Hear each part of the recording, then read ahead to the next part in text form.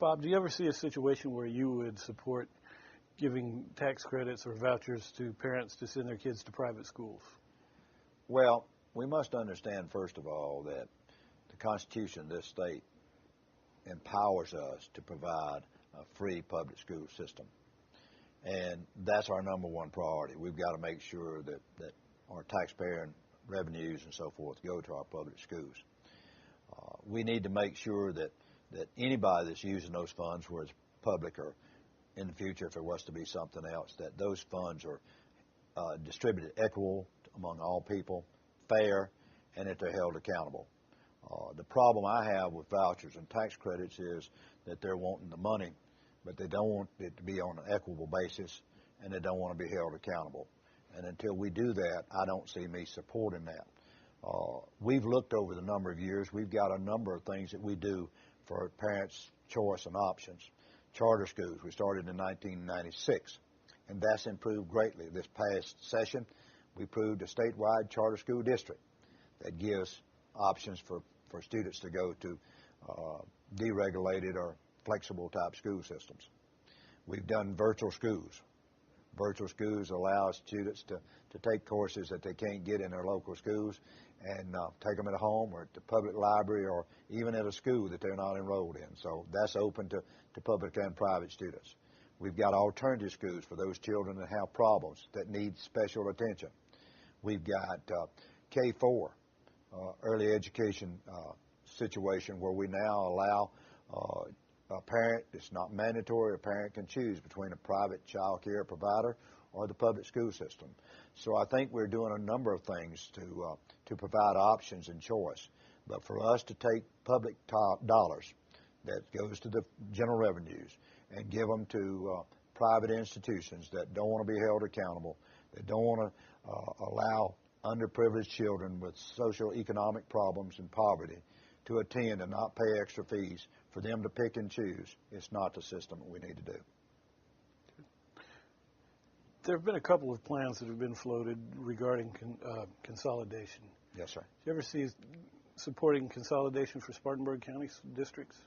Well, here again, I think we need to look at what we have in Spartanburg County. We have 7 outstanding school districts in Spartanburg County right now. I represent 2 of those, District 1 and District 2. The schools within my school districts are some of the finest in the state. We have Palmetto finest schools. We have blue ribbon schools. We have schools that are succeeding. So for us to change a system that's not broke, that's working fine, I have a problem with it. I will share with you that Representative Kennedy did introduce a bill this past session that was in our committee. Went through our committee. We held a hearing on it. There was no support for that bill. That bill mandated that you have 1 school district per county. The problem I have there is, why do we say that we're going to establish a school district based on county lines only? There may be 2 counties that want to go together and have a school district. There may be cross-county lines that need to be established. So I don't think that you set up 1 school district per county. Spartanburg has, like I said, 7 fine school districts. They're working together. There are some collaboration between those school districts. I did favor the public school choice last year because it would have allowed students within Spartanburg County, no matter which school district they went to attend any other school district. I think we do need to have some cross-district line representation of allowing students to choose between different districts. But no, I'm not in favor of, until the people come to me and say that we need to make some changes, and I haven't heard that. Whenever they come, it's a local option situation that we allow the locals to make their decision. I want the parents, the teachers, the educators, and those people within the community that's concerned about economic development. If we've got a problem, then I want to sit down and talk about it. There's been a lot of talk about the need to curtail spending in Columbia. Yes, sir. Is a spending cap the best way to achieve that? Well, I think it's one way we can achieve it. We need good discipline and control, good conservative manners to do it. But I would share with you that for a number of years now, and I don't have the exact number, the House of Representatives has passed a bill and sent it to the Senate that would curtail spending. This past year, we passed one that says that we won't spend more than the CPI plus growth. That's what we've established in our revenue generated is CPI plus growth. The millage cannot be raised more than CPI plus growth. So we said we do it on the spending side. We must be good stewards of the taxpayers' dollars. We must try to return every dollar that they give us that we don't need. We need to make sure that we do restructuring, that we combine as many agents as possible, that we set up a system where we are reducing the cost. The only way we can make it more bearable for our taxpayers is to reduce spending. We shouldn't be asking, and I will not vote for tax increases. We should be giving them money back. And we've done that over the past session. We've done away with the sales tax on grocery. We've reduced the property tax. We've reduced the income tax. We've lowered the property tax on vehicles in the past few. We've reduced taxes more than $1 billion in this last session.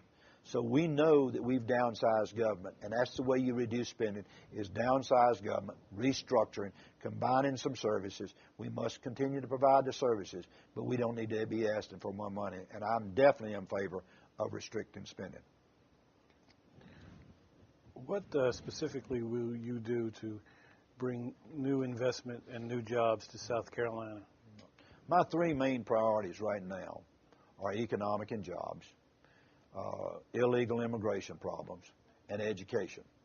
You take those three items, Bob, and pull them together, it's what we do to create more jobs. Industry has got to have an educated workforce. We know that. If we don't educate our workforce, they're not going to come here. Every industry or every new company that wants to come to South Carolina looks at us as to what we're doing with our education. And that's the reason I work so hard to improve our education. We've got to have an educated workforce.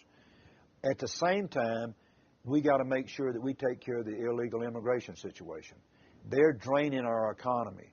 They're using benefits and getting into medical needs and going to our hospitals and going to our schools because we're required to take every child that comes. We can't turn anybody down. That causes a drain on our economy, causes us to lose jobs that somebody locally could have that job. So we got to make sure we handle illegal immigration, which we did pass one of the strongest bills that's in the nation this past week, and I look forward to that helping us. We need to work harder in the education end with the EEDA, Economic Education Department of Accountability in that bill. That will help our students choose occupations as they go forward. When we do all this, companies and industry and other investments are going to come to our state. We must give incentives. We got to improve our infrastructure. All those come to play for us to have more jobs in this state. We're fortunate in the upstate with what we've done, and we need to be fortunate work to do the whole state that way. Okay.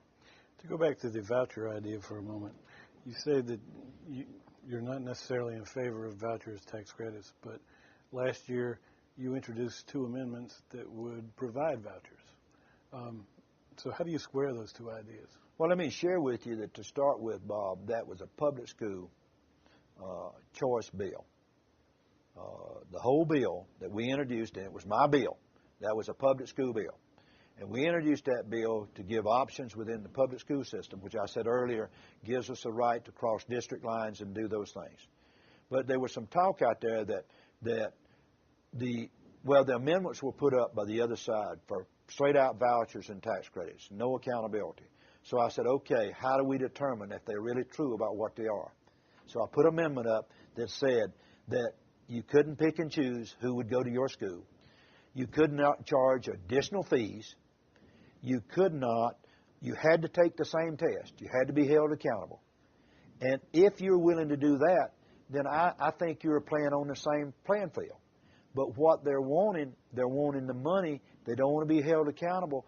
They want to exclude the poor because they're going to add fees. So those are areas that I have problems with. What I was doing was smoking out that vote to see what we had. And it caused some good debate. It caused some good interest. But we found out in the end that the SCRG and those agencies were out there. All they were trying to do is to put down public education and really hurt education as we know it in this state.